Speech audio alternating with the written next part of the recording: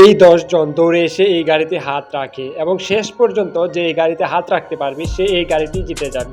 কিন্তু ঘটনা হচ্ছে গিয়ে ৩০ মিনিটের মধ্যে তারা সবাই ক্লান্ত হয়ে যায় এবং পানি খেতে থাকে। যার কারণে ক্লান্ত হয়ে অনেকেই এখান থেকে হাত সরিয়ে নেয়। এই মিনিটে হাতও দেয়, যার কারণে সে এখান থেকে হাত সরে যায় এবং সে এলিমিনেটেড হয়ে যায়। চুক্তি মোতাবেক সে এখান থেকে সরে যায়। তারপর অনেক সময় হয়ে রাত হয়ে যায়। তারপর দেখা যায় অনেকেরই হাত ছুটে যায়। পরদিন সকালে আমরা দেখতে পারি এখানে ললিতা এবং জ্যাক থাকে। জ্যাক তাকে বলতে থাকে, "তুমি যদি এখান থেকে হাত সরিয়ে নাও তাহলে আমি তোমাকে $১,০০০ দেব।" কিন্তু ললিতা বলতে থাকে, "না, আমি এখান থেকে হাত সরাবো না।" এমন সময় তার পেটে ব্যথা হয়। তখন ডাক্তার জানতে পারে সে এখানে ৩৪ ঘন্টা ধরে হাত রেখেছে, যার কারণে সে কোনো প্রস্রাব করতে পারেনি এবং তার একটি কিডনি নষ্ট হয়ে যায়। ডাক্তার তাকে হসপিটালে যাওয়ার কথা বললে সে তাকে না করিয়ে দেয়।